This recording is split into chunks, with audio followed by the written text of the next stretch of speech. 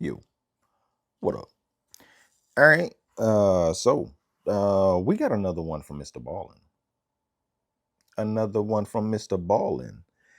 And this is if you ring this bell, you're already dead. If you ring this bell, you're already dead. What the heck? Is somebody someplace they're not supposed to be? Then we have a story like this where like if you hear these sirens, you're already dead. And like some people were swimming and they heard sirens, but it was too late. It was it was like a dam releasing water or something. And the sirens was to warn them, but it was too late. Just like that. If you hear this bell, you're already dead. No, if you ring this bell, so they're ringing the bell. All right. Let's check out what this bell is. Let's go. Today's story is about one of the most haunted rooms in the world and what happens when you go inside of it. Now, this particular account is from 200 years ago, but the legend of what goes on inside of that room is still very much alive today. However, before we get into that story, if you're a fan of the strange, dark, and mysterious delivered in story format, then you've come to the right place because that's all we do and we upload once a week. So if that's of interest to you, please sneak into the like button's bathroom and replace their toothpaste with Novocaine. Also, please subscribe to our channel and turn on all notifications so you don't miss any of our weekly uploads. Okay, let's get into today's story. Most haunted rooms in the world. The nameless thing. The thing?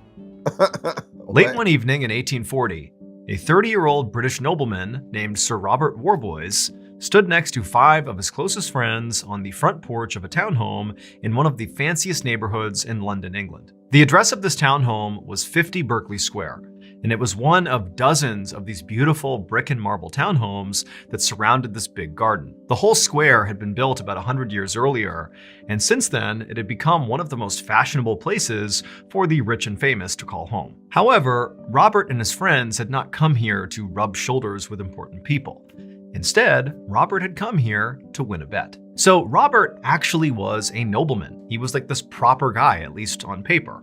But in reality, at least to his friends, he had a total wild streak. He loved taking on dares. Basically, anytime anybody, challenged him to do something, he would do it, especially if there was money on the line. But it wasn't really about the money. It wasn't about, winning money by doing these different things. He just loved the challenge. He loved the thrill of taking chances. So that night, on the front porch of this townhome, Robert turned and knocked on the front door. And then as soon as he did, he turned back and looked at his friends and grinned at them. And he saw some of them looked really excited and some looked pretty nervous. But to Robert, he was purely happy about how things were going so far. Because he knew, come tomorrow when this whole thing was done and he had won his bet, he would have a great story to tell. A few seconds later, the front door of the townhome swung open and this middle-aged man stepped outside. His name was Charles Benson, and while Robert and Charles did know each other, they were not close friends. They actually only knew each other because they both were members of the same exclusive gentlemen's club in London. Plus, pretty much everybody in London had at least heard of Charles because of all the rumors swirling around about what went on inside of his townhome. Even though Robert had told Charles that on this night, he and his buddies were coming to his townhome for this bet, even though he had clearly told him, Charles still seemed very surprised to see Robert standing there. But Robert nonetheless was like, hey, Charles, how are you? I'm here for the bet. And Charles basically didn't react. He just stared at Robert with this very concerned look on his face and just said, are you sure you really want to do this? And Robert, who knew what he was referencing, just kind of looked down at the pistol on his hip and said, yeah, I'm sure. A few minutes later, Robert and his 5 friends were inside of Charles' townhome in the dining room, sitting around a table, while Charles had gone upstairs to get something. And as they sat there, Robert kind of looked around the room at his friends, and he could tell they were clearly more nervous about this than he was. And so he tried to, keep the mood light by making some jokes and kind of downplaying what he was about to do. But it was like no matter what he did, he could just tell his friends were very uneasy about what was going to happen here. And then a moment later, they heard the sound of Charles coming down the stairs. And Charles, he came in the kitchen, still with a very serious look on his face. And he walked up to them and he reached in his pocket and he pulled out this old iron key and he placed it in the middle of the table. And as soon as he did that, the room went completely silent and everybody just stared at this key. And then Charles eventually broke the silence and explained to the group that over the last 10 years of living in this townhome, he had only used that key maybe 2 or 3 times total. And when the key was not in use, Charles said he actually hid the key just to make sure it never wound up in the wrong hands. But now, again with that somber look on his face, Charles looked over at Robert and said, "If you're really sure about this, the key is yours to take." And Robert, with no hesitation, reached out and snatched the key, showing his friends and showing Charles that he was not about to get cold feet. A couple of minutes later, all the men stood up from the dining room table, and then Charles led the group up the thin, narrow, creaky staircase to the second floor. When they got to the second floor, Charles led them down this narrow hallway that came to a stop in front of this closed door. At this point, all 7 men were kind of crowded together right in front of this door. But it was obvious that even though Charles lived in this townhome, he was sort of hesitant to get even close to this door. Like he really didn't want to be anywhere near it. Also, all of Robert's friends were sort of reacting the same way too. I mean, they were the ones that actually dared Robert to do this in the first place. But now that they were actually here, about to go through with it, they were looking at Robert like he was totally insane. And also they were kind of hoping that, maybe he would just back out and they could just leave. But Robert did not seem remotely like he was about to back out. He had a very determined look on his face, and as everybody else was kind of cowering away from this door, Robert stepped up, reached into his pocket, pulled out that iron key, and put it into the lock. And as he began to turn the lock, everybody else took steps farther away from him. And then he pulled open the door, and as he did, everybody gasped, and Robert even took a step backwards. But when Robert actually looked through the now open doorway, he just laughed, because it was just a normal bedroom. It was filled with all this old but very expensive looking furniture. On one side of the room was this big wooden dresser with a huge round mirror above it, and then on the opposite side of the room was this big 4-poster bed. And right above this bed, dangling down from the ceiling, was this red ribbon. Now, Robert knew that in a rich nobleman's house, there were ribbons like this one that are known as bell pulls. A nobleman could pull on that lever, and it was connected to a pulley system that rang a bell down in the servants' quarters. The bell. And when the servant heard that bell, they would see what room it was coming from, and they would go up to the room to see what the nobleman needed. And so after taking in the sight of this bedroom, Robert took a confident step into the room. And as soon as he did, Charles reached out and grabbed him by the wrist and said, "Hey, Robert, this is your last chance to change your mind. Are you sure you want to go through with this?" And Robert kind of looked back at his friends and smiled and said, "I'm sure. I'll see you guys tomorrow morning once I've won the bet." Then Robert released Charles's grip on his wrist, walked into the room, turned, shut, and locked the door. At this moment, Robert's friends didn't really know what to do. Stay in that room overnight. They were still sort of shocked that Robert was actually going through with this. I mean, even by his standards, this felt particularly reckless. They also felt kind of guilty. I mean, they were the ones who ultimately put him up to this. So, if Robert got hurt, which in theory could actually happen here, it would be partially their fault. And so Robert's friends turned to Charles to see what he was thinking. Hurt by what? And Charles had this very grave, resigned expression on his face, and he just told them, "I have one more thing to show you before we go to bed." So Robert's friends followed Charles back down the hallway, down the stairs, past the dining room, towards the very back of the townhome. And when they got there, they found there was sort of like a studio apartment area back there. There was a kitchen area, a laundry area, and there were several beds. Charles explained this was where his servants lived and worked, but he had given them all the night off because he knew it was possible that Robert and his friends would be here for this bet and they would need a place to stay. Charles pointed to a space right above the beds where there was this row of all these bells in a horizontal line. Each of these bells were connected to various bell pulls throughout the house. And he pointed to one particular bell and told them that that was the one that was connected to the bell pull in the room Robert was staying in tonight. And so he said it was their job tonight to constantly monitor that bell all night. So somebody had to be awake all night listening to that bell. Because heaven forbid, if Robert pulls that bell, that was going to be the signal that something bad had happened in that room. And so their job was basically to be on guard all night to potentially run up and rescue Robert if he needed it. Around 3 hours later, all of Robert's friends were sitting on the floor in the servants' quarters playing blackjack. It was almost midnight, and all of them were exhausted, but they were too on edge to sleep. They were so focused on this bell, and they were so worried about Robert and, wondering if he was really okay up there. And they also had become convinced that, maybe the bell would ring and they wouldn't hear it if they were making too much noise. And so they had made this decision to silently play blackjack and just focus exclusively on this bell. But it had really created a lot of extra tension in the room.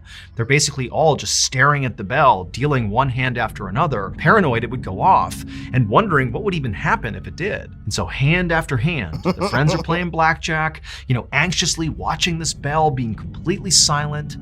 And then suddenly they hear this sound that makes them all jump. But it wasn't the bell. It was a blood-curdling scream coming from upstairs. And for a moment, the friends just sat there in shock. And then they got up and began running out of the servants' quarters to see what was going on. And as they did, Robert's bell began ringing furiously, so loud it hurt their ears. And so they charge out of the servants' quarters and literally bump into Charles, who also is coming to figure out what's going on. And as a group, they begin running up the stairs to the second floor. And all the while, the bell is ringing furiously. There's screams coming from Robert's bedroom. And by the time they got to the second floor, suddenly everything went silent. The ringing stopped, the screaming stopped. They're in the second floor in that hallway, and it's just deadly silent. And up ahead of them is that closed door. And so Charles and the group, they begin walking down the hall, having no idea what to expect. And right as they're about to reach the door, they hear this loud bang sound. And then silence again. Seconds later, Robert's friends were at that door, pounding on it, screaming for Robert, come open the door, because Robert was the only one with the key. But Robert wasn't making any noise. The room was still totally silent. And so eventually the friends began kicking on this door to try to break it down. All the while, Charles is just kind of standing back in the hallway, watching this horrible thing unfold. And then finally, the friends manage to literally kick the door in. I mean, it's a 100-year-old house. The door gets kicked in, and the friends stumble into the room, and they look over towards the bedroom, and they all just freeze in shock. When Charles bought this townhome 10 years earlier, it came with a very dark backstory. The previous owner had apparently kept his violent and psychotic brother locked up inside of this second floor bedroom where Robert was. And after this brother died inside of this room, all these strange and frightening things began happening inside of this room. People began hearing these awful wailing sounds coming out of this room when nobody was in there. And then they'd go into the room and the wailing would stop, but furniture had been moved all around the room, even though, again, no one had been in there to do that. And then also, people began seeing this sort of amorphous gray figure sort of moving around inside of that room, especially at night, kind of slinking up against the wall and across the floor. And even though nobody had any idea what it was, it just felt like it was evil. And so they began calling it the nameless thing, and they referred to it as the physical manifestation of evil. However, not everybody believed this story. In fact, one person who absolutely did not believe the story was Robert Warboys. He thought this was just a tall tale designed to scare people. And so when his friends dared him to spend one night inside of that bedroom where supposedly the nameless thing lived, he happily accepted, because to him, it didn't seem risky at all. Spending one night in the haunted room was no big deal because it's not actually haunted. He'd be fine. And anyways, it would make for a great story to tell down at the Gentleman's Club. Unfortunately, though, the night in that bedroom did not go as Robert hoped. When Robert's friends burst through the bedroom door and looked inside, the first thing they noticed was the bell pull, the ribbon from the ceiling, had been yanked out of the ceiling, and Robert's pistol was on the ground next to the bed. And then on the other side of the room, there was a very obvious bullet hole in the wall. And so that was the loud bang sound they heard as they were coming down the hall. It was the pistol going off. And then there was Robert.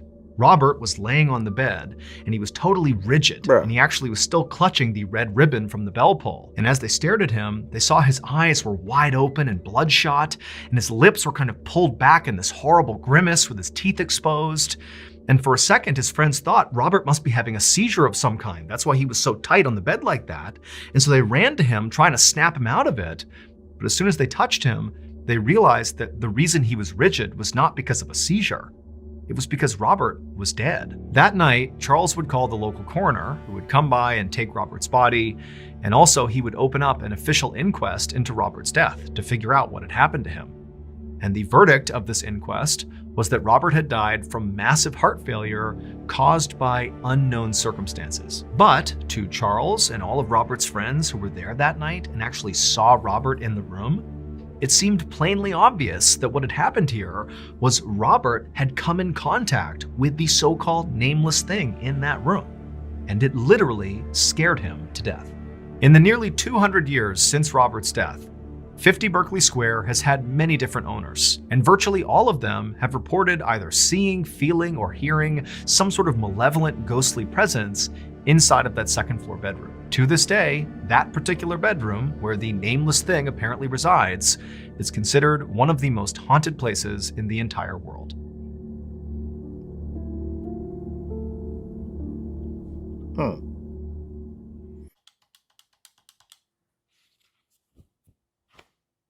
50 Berkeley Square, one of the most haunted rooms in the world.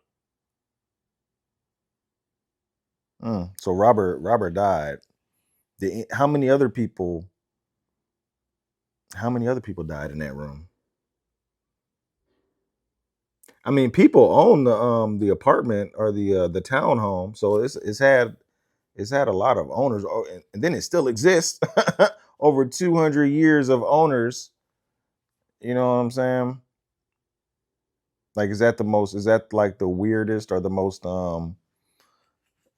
gruesome story that came from that room? The story about Robert? I don't know. I don't know. If I was Charles, I wouldn't, I'd move if I was Charles. uh, I mean, maybe you should, you know, maybe there are weird noises and stuff that come from that room, but I think the friends should be questioned more. You know what I'm saying? All of a sudden, it's like 3 or 4 friends, and one of them turns up dead. There should be some questions for the friends. You know what I'm saying? As weird a case as it may be, and they may be telling the truth. You know what I'm saying? That's like what's the fire in the sky? When all the friends told the police that what's the name? Travis, I forgot his last name, got abducted. They didn't believe him. They thought that they killed him and hid him in the forest somewhere. I mean, that seems like the most logical explanation, rather than being abducted by aliens. You know, you know. But I guess the autopsy said there wasn't any foul play in that case. I don't know. That's a 200-year-old story. A 200-year-old story.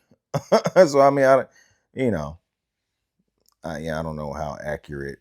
I know how accurate. I'm pretty sure it was accurate, the information, but I don't know how true the information was. You know. Now, if you had told me that every owner that um owned that townhome, somebody died, at least, somebody died under every owner in that room, then and then it's a little bit more believable. You know what I'm saying? It was something paranormal. But if Robert was the only one to die in that room, you know, over 200 years, might be something wrong with Robert. Maybe he got drunk. Maybe he had too much to drink and then mixed it with something else, or I don't know what they had back then. 208 in the 1800s. I don't know. I don't know. But need more though. It's a very, very creepy story. Very creepy story, but I don't know if I believe it.